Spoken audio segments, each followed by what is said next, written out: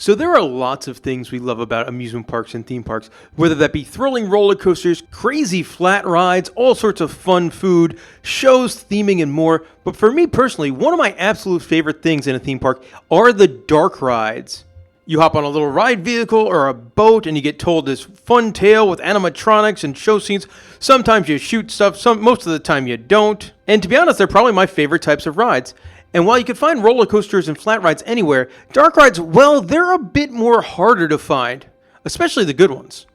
And I know what you're thinking right off the top of your head. Oh, legend, there's Disney and there's Universal. Well, in this list here, I'm not going to talk about those at all. We all know the great stuff that they have to offer, from Harry Potter to Haunted Mansion to Rise of the Resistance. There's all sorts of epic dark rides that can be found at Disney and Universal. But you won't find any of them on this list. I'm the legend from In the Loop, and these are the top 9 dark rides outside of Disney and Universal in the United States. Number 9 takes us to New York State and Ye Olde Mill at Playland Park in Rye, New York. And this is an old ride. It was originally built in 1928, but like a lot of old mills, it's had different themes over the years. And its big refurbishment came in 2001 with the guys over at Sally Dark Rides. Currently, the ride is themed to the Playland Waterworks in Crystal Mine, which is operated by a whole bunch of amusing, friendly, and sometimes klutzy animatronic gnomes.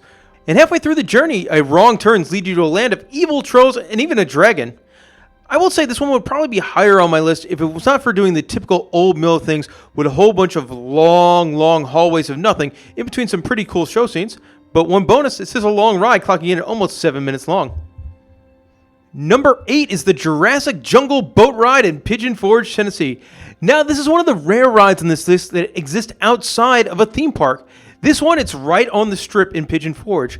While I personally love this ride, it is notoriously labeled a tourist trap by many based on its high price of about $15 a ride and questionable ride experience. But the ride does always have a line thanks to a series of mannequins that are parked out front. Now, the ride on the outside does look quite spectacular as it showcases its best animatronic figure before you pay your admission price, and that is a Tyrannosaurus Rex that emerges from behind a waterfall. Once inside, the ride features tons of animatronic dinos ranging in various sizes and levels of maintenance, some from downright terrible to some pretty solid. One of the most iconic scenes in the ride is a pterodactyl carrying away a small child, and the finale of the ride, when it works, it's pretty cool, as your entire boat lifts out of the water and up towards a snake-like dinosaur that's up near the ceiling. Number 7 takes us to the West Coast and the Haunted Castle at Santa Cruz Beach Boardwalk. Now, first of all, Santa Cruz Beach Boardwalk, it is a great park for dark rides. They've got 3 different dark rides, with my personal favorite being the Haunted Castle. The building the Haunted Castle sits in has been home to dark rides since Dante's Inferno in 1931, but the folks at Santa Cruz Beach Boardwalk hired Sally Corp for a $9 million upgrade and remodel in 2010. The vast majority of the 5-minute dark ride exist underneath the famous beach boardwalk. Scenes featured on the ride include various rooms in a castle, like an entrance corridor, wine cellar, dungeon, kitchen, and dining room, before ending up the ride in a swamp and a graveyard. The ride vehicles on this one are pretty neat, as they're capable of rotating to point out different scenes. The ride has over 40 animatronics in it, and one of the highlights for me, there's an awesome scene where a monster is tearing up a boardwalk coming at you. Number 6 is the Haunted Mansion at Knoebels, a true classic filled with old school charm. This ride opened back in 1973, and it is one of the best values anywhere, costing only $2.50 per ride, but it is not included with any of the wristbands that are offered at the Pennsylvania theme park. The ride I would describe as very zippy between the old school ride system and the gags whose lights turn on and off very quickly. It also makes it very re-rideable, so you can see all the different details on different rides. The ride is mostly set in a spooky old house, well, except for the last section, which is in a jungle for no apparent reason. Number 5 is the Calico Mine ride at Knott's Berry Farm. The classics keep coming, and number 5, it made its debut back all the way in 1960, and famously had a massive refurbishment in 2014 to bring the ride back to its deserved state. This beloved attraction carries riders aboard ore cars on a realistic adventure through dimly lit tunnels of a working gold mine. The winding journey takes passengers to an underground of lakes, waterfalls, caverns, filled with thousands of mysterious formations and chambers, as well as bubbling pots and geysers.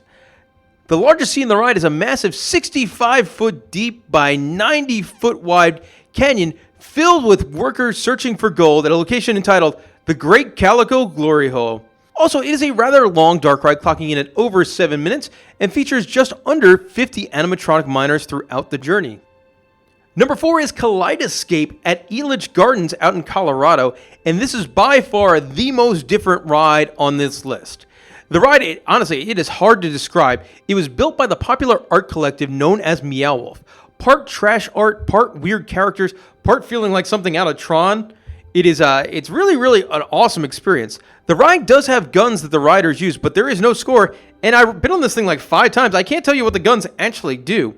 There is a story explained by an animatronic in the queue, but that doesn't really help explain the ride at all. It might even make it more complicated for you.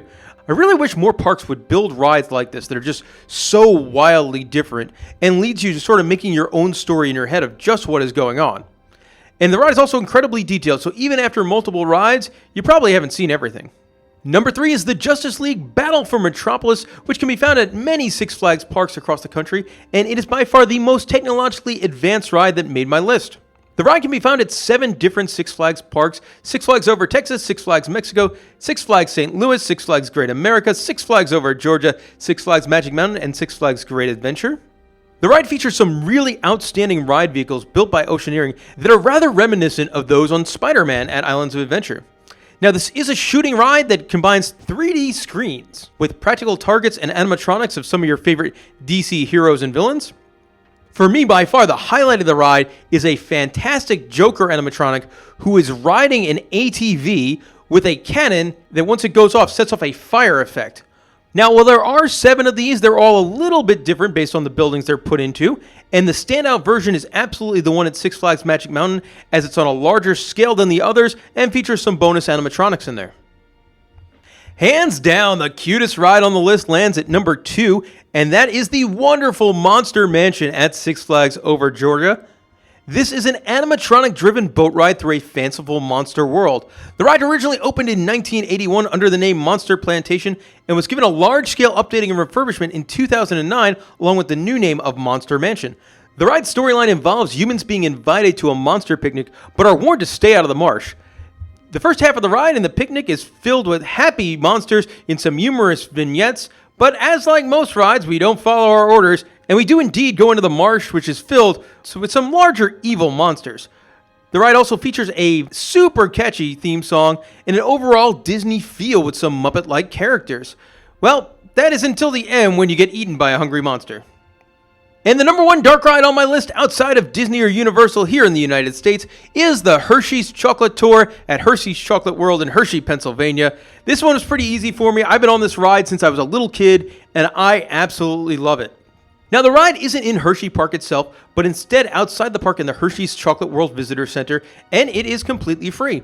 The ride originally opened in 1973, serving as a replacement for taking guests on the tour through the actual factory, which has gotten too popular for its demand.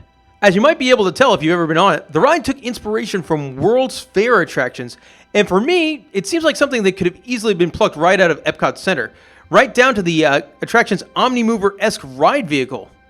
While the ride has been around for some time, the experience does get updated quite often, every 10 years or so, and the current version features the process of how Hershey's chocolate gets made, and it's explained by a plethora of singing cows and animatronic Hershey characters.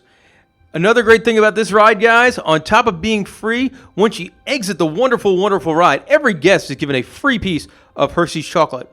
Now, it's not all well and good. As a guy that's been on this ride for a very long time, I will say one negative. During its last major refurbishment, they made the awful decision to remove the iconic Hershey's chocolate, Hershey's chocolate. It's a Hershey's chocolate world for something that's far less catchy. I mean, next refurbishment, go back to the song. And also, one thing that everyone remembers about this ride that goes on it is the fantastic chocolate smell that is pumped in at various points of the experience.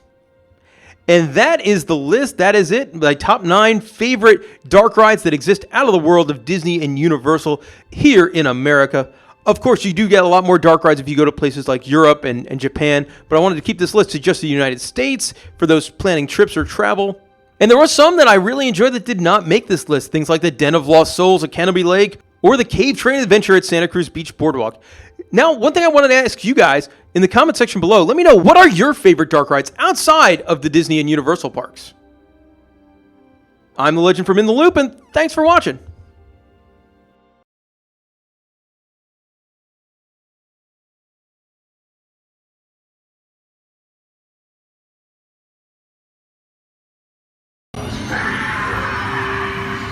Oh, hey, it's Clint. Yo, hey, Ram.